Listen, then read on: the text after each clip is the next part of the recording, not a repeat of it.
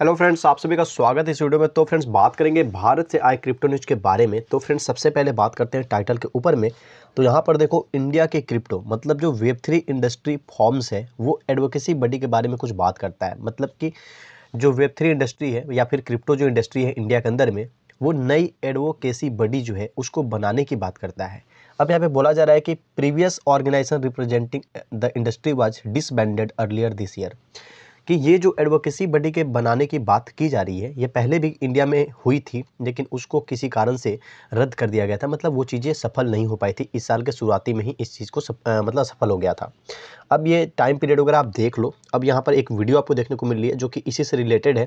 तो ये वीडियो मैं अभी प्ले नहीं करूँगा। अभी मैं आपको पहले जो भी न्यूज़ है, डिटेल्स है, उसे मैं पढ़कर आपको समझा देता हूँ।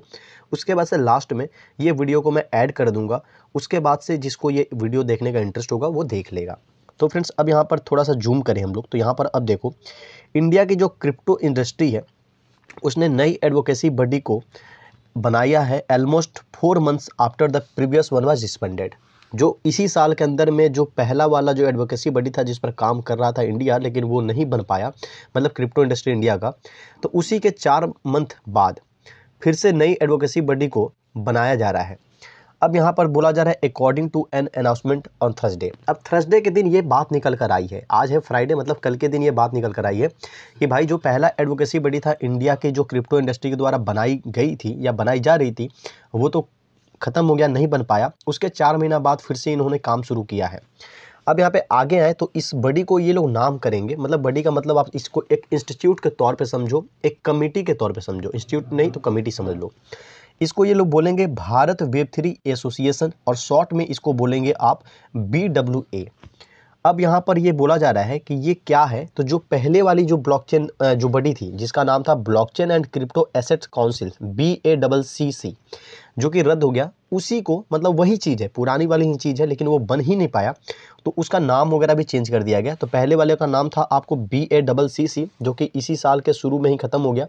अब ये नया वाला जो बनाया जा रहा है सब कुछ वही है, बस इसका नाम चेंज किया गया, भारत वेब3 एसोसिएशन। अब यहाँ पे बोला जा रहा है कि जो वर्ड भारत है ये हमारे नेशन को, हमारे इंडिया को रिप्रेजेंट करेगा। अब थोड़ा नीचे फ्रेंड्स आते हैं तो यहाँ पर देखो, ये जो BACC है इसको जुलाई में ही क्या किया गया था, तो डिसबैंडेड किया गया था बाय इट्स पेरेंट ऑर्गेनाइजेशन। जो इसकी पेरेंट ऑर्गेनाइजेशन है, और वो पेरेंट ऑर्गेनाइजेशन क्या है, the internet and mobile association of India, जो है IAMAI, उसी के द्वारा डिसबैंडेड किया गया था। अब यहाँ पे बोला जा रहा है कि जो क्रिप्टो की जो इकोसिस्टम है या जो क्रिप्टो मार्केट डाउनटर्न चल रहा है, उसी समय फिर से जो स्थिति बनी हुई है उस हिसाब से फिर से इन्होंने, मतलब फिर से एक स्टेप उठाने का सोचा है। जैसा कि अभी की क्या स्थिति है क्रिप्टो मार्केट में, और जो इंडस्ट्री है और जो कंज्यूमर्स हैं वो किस तरह से अभी रिएक्ट कर रहे हैं, वो चीज़ें आपसे बची नहीं है। अब यहाँ पर देखो, तो जो इंडिया की क्रिप्टो टैक्स रिजिम है उसको क्रिटिसाइज किया गया। अब टैक्स रिजिम का मतलब जो टैक्स स्लैब है इंडिया में, या जो टैक्स की बातें हैं इंडिया में क्रिप्टो के रिगार्डिंग में, उसको क्रिटिसाइज किया गया आपको थर्सडे के दिन। और ये किसके द्वारा किया गया है, तो चैंगपेंग, मतलब CZ जो CEO है आपको बाइनेंस एक्सचेंज, उन्हीं के द्वारा। और इस पर मैंने वीडियो भी बनाई थी। अब ये कब किया गया, तो सिंगापुर में कॉन्फ्रेंस चल रहा है, और वो कॉन्फ्रेंस है आपको फिनटेक कॉन्फ्रेंस। यहाँ पर जो बड़े बड़े वर्ल्ड वाइड अलग अलग जगह के हर देश के जो एक्सचेंजेज हैं क्रिप्टो रिलेटेड, वो वहाँ पर पहुँचे हैं, मतलब उसके जो टीम है वो पहुँचे हैं। जो क्रिप्टो टोकन्स, क्रिप्टो कॉइन्स हैं बड़ी बड़ी, उसके भी जो टीम मेंबर्स हैं वो भी वहाँ पर पहुँचे हुए हैं। मतलब ये क्रिप्टो इंडस्ट्री का एक बड़ा सिंगापुर में कॉन्फ्रेंस चल रहा है फिनटेक को लेकर। इसी दौरान जो बाइनेंस के CEO हैं उन्होंने इंडिया का जो क्रिप्टो टैक्स है उसको क्रिटिसाइज किया, मतलब वो उससे काफ़ी नाखुश है। उन्होंने साफ तौर पे कहा कि ये क्या करेगा, तो ये पूरी क्रिप्टो इंडस्ट्री को किल कर सकता है। अब ऐसा इन्होंने क्यों कहा, क्योंकि इंडिया के पास में आपको पता है पॉपुलेशन चाइना के बाद सबसे ज़्यादा है, और यहाँ पे सिर्फ पॉपुलेशन ही ज़्यादा नहीं है, यहाँ पे यूजर्स भी, अगर बात करें आप क्रिप्टो यूजर्स की बात करें या यूट्यूब यूजर्स की बात करें या किसी भी प्लेटफॉर्म पे जो यूजर्स की नंबर है वो कहीं ज़्यादा है, बहुत ही ज़्यादा है। जैसे कि टिकटॉक आपको पता है इंडिया का नहीं था, दूसरे देश का था, लेकिन उसको सबसे ज़्यादा यूज करने वाले इंडिया में ही थे।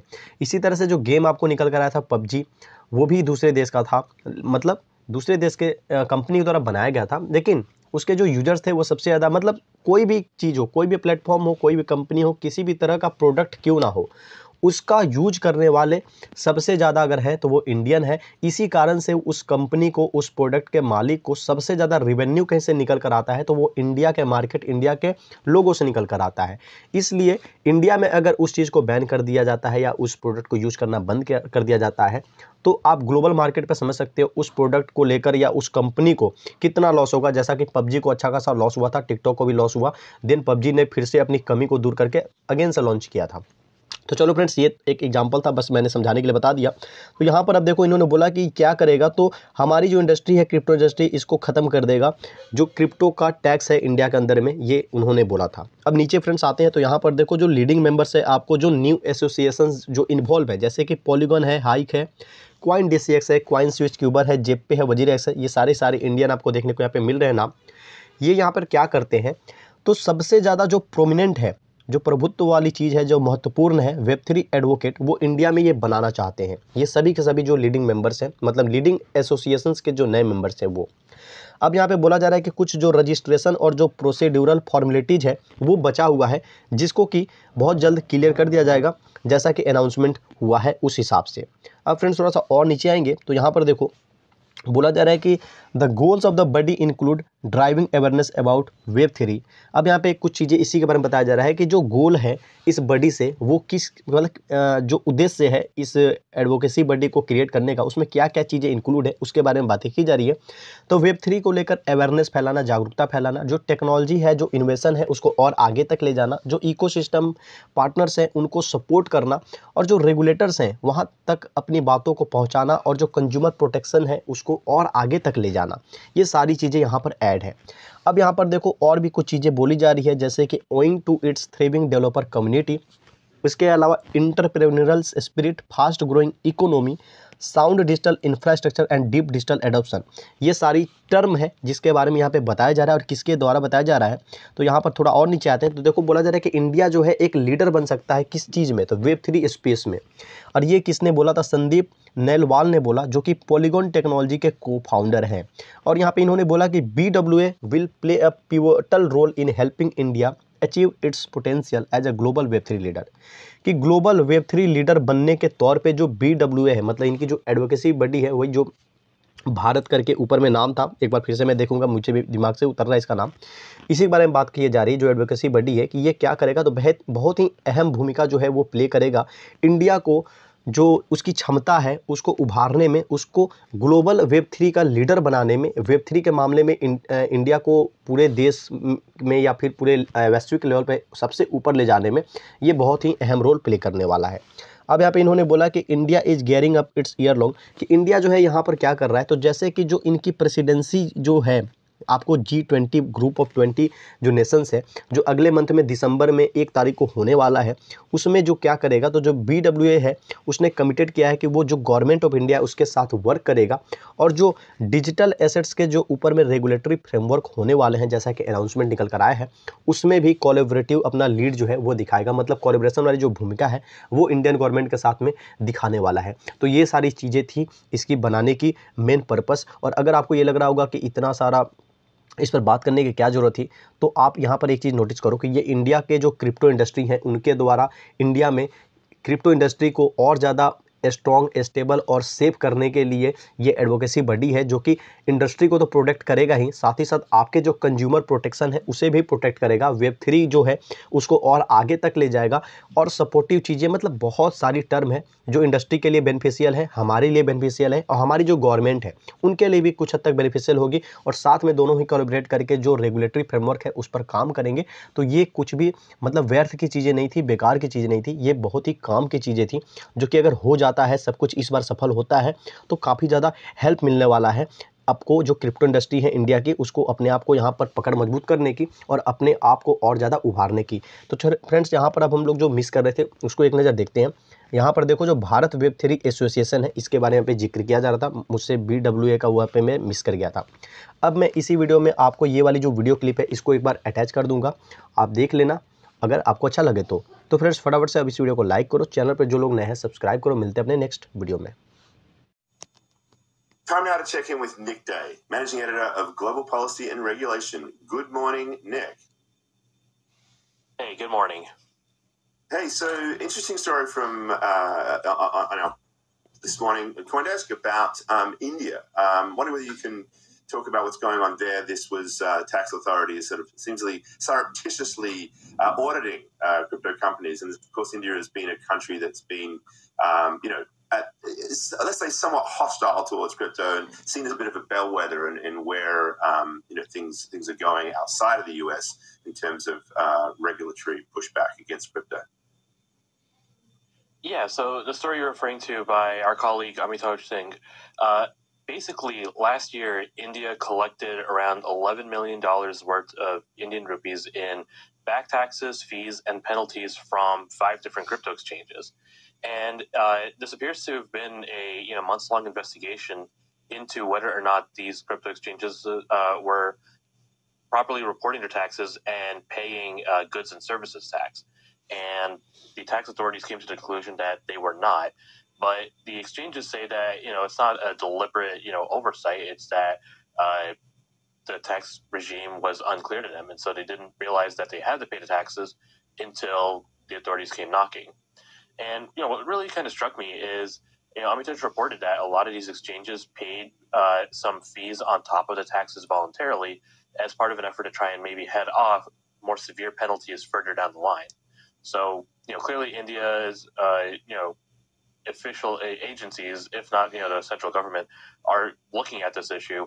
And, the taxman is always going to try and get, their, I don't want to say lump of, coal, but, they're always going to try and make sure that taxes are paid. So, pound of flesh. Yeah, pound of flesh, yeah. So, even if the much anticipated crypto bill out of the, Parliament isn't coming soon, for sure, it's clear that there are other entities looking at this issue. Fine, I'll take the bait. Is this something that's going to something that we can look at in the United States with some of the proposals going on right now and say, okay, this might be how it plays out, or is this just a very uniquely Indian situation? I mean, the IRS has been pretty active collecting taxes from crypto exchanges or crypto exchange users for years now. It's almost become a common occurrence where every year we talk about how the IRS sends out letters to crypto exchange traders saying, hey, we think that you owe taxes on XYZ transactions that you conducted in, 2 years ago. And, please talk to us or we're going to, come out at you. So, going back to my earlier point about, the tax collector always making sure they're on top of this, the IRS will make sure that it's collecting, whatever it feels is owed, even though, one of the issues, and this is probably a similarity between here and India, is a lot of people just aren't really sure how to file taxes on some of the stuff they're looking at. So, for example, in India, the article from this morning, it was a GST tax.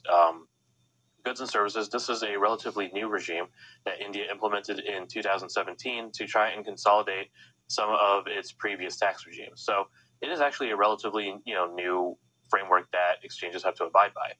Here in the US, a lot of users have, we've had long-standing questions about how exactly do you approach taxes, how, what transactions do you have to pay taxes on? The answer is all of them, but now people are trying to sell, during a dip to try and offset capital gains from previous sales. They're trying to figure out, how to handle NFT taxes, because one of the, kind of, not crazy, but one of the kind of oddities of the U.S. tax regime is every transaction is taxable.